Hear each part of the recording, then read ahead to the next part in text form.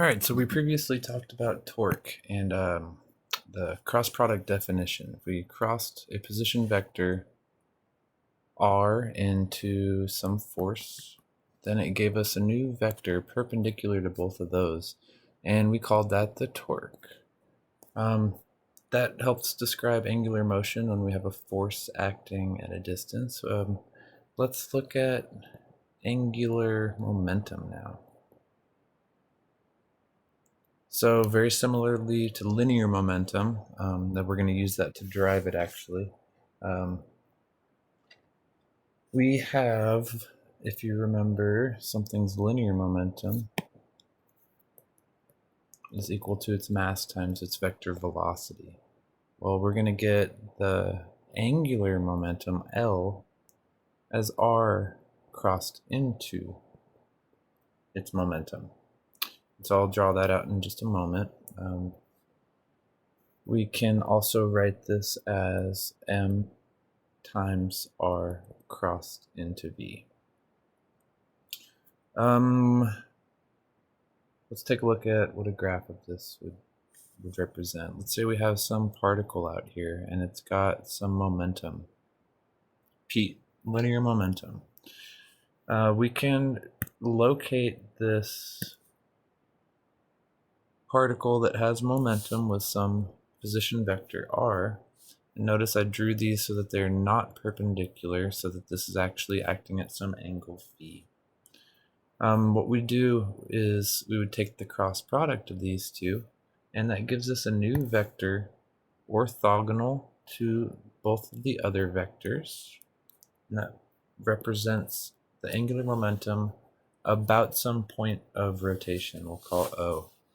And what are we doing? We're breaking this momentum vector into components basically. So looking at the perpendicular component of the momentum times r.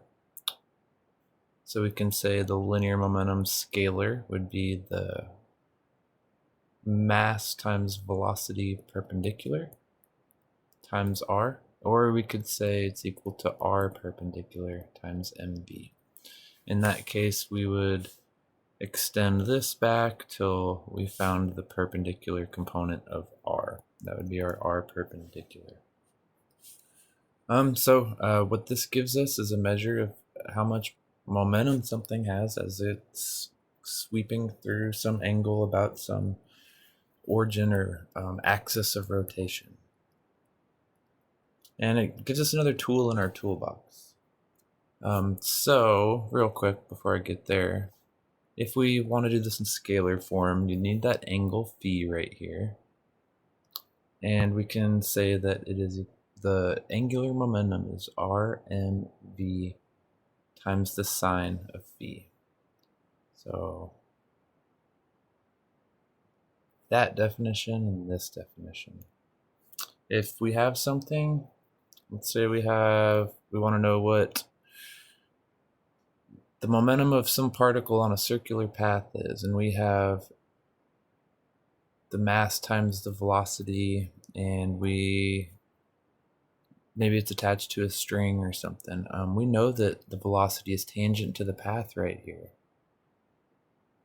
So this automatically makes a perpendicular with this position vector r, and so we can resort directly to using the scalar form. You don't have to take the cross product. The cross product will help you get the sign.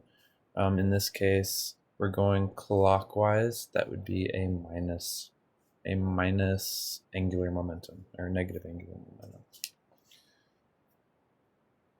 momentum.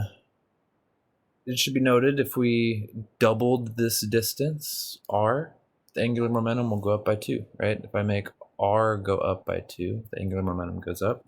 If the mass goes up by 2, or maybe if this was a system that had 2 masses, but they're both connected, then the angular momentum goes up by 2 as well.